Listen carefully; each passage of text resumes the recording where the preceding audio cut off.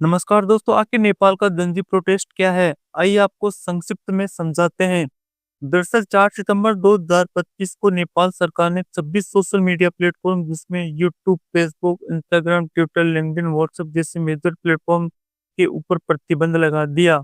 इसके बाद युवाओं में काफी आक्रोश फैल गया। इस प्रतिबंध पर सरकार का कहना है कि ये सोशल मीडिया कंपनियां नेपाल में अपना ऑफिस नहीं खोल रही और टैक्स के नियम को फॉलो नहीं कर रही।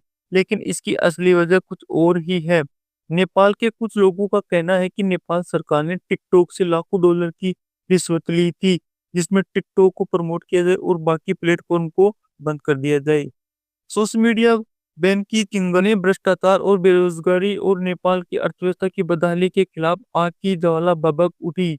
नेपाल के जनजी युवाओं में जिसमें 13 से 30 साल तक के युवा सड़क पर उतर आए। इन जनजी युवाओं का कहना है कि सिर्फ सोशल मीडिया बैन करना मनोरंजन ही नहीं, बल्कि युवाओं की अभिव्यक्ति पर भी ताला लगा दिया। इस अंकुश के चलते लगभग 10,000 जनजी युवाओं ने शांतिपूर्ण आंदोलन शुरू किया था। फिर पुलिस ने उन पर फायरिंग की, जिसमें लगभग 19 लोगों की मौत हो गई, जिसमें से एक 12 साल का बच्चा भी सम्मिलित था।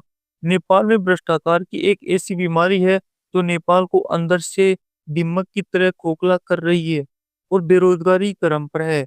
बच्चों में 12% और युवाओं में 20% पे।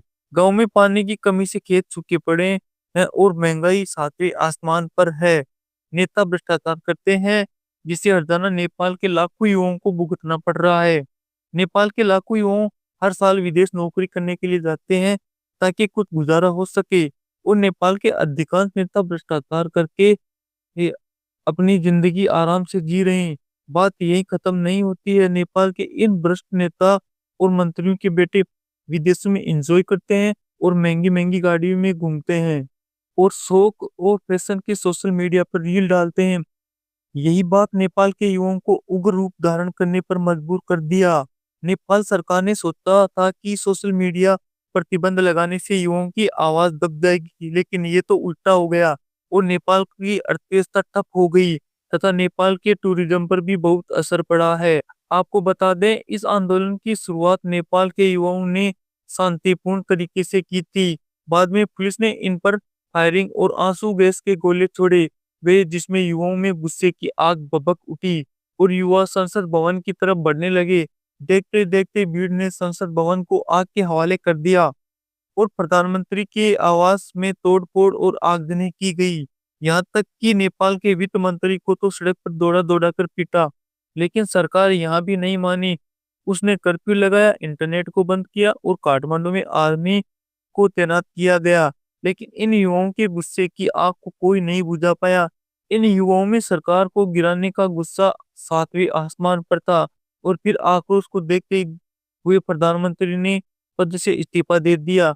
उसके थोड़े समय बाद गृह मंत्री ने इस्तीफा दे दिया। इस नेपाल की घटना से आपको बांग्लादेश की घटना याद आती होगी, जिसमें 2024 में छात्र आंदोलन ने शेख हसीना की सरकार गिरा दी थी। भ्रष्टाचार और बेरोजगारी, महंगाई से परेशान युवाओं ने सरकार का तख्ता पलट दिया।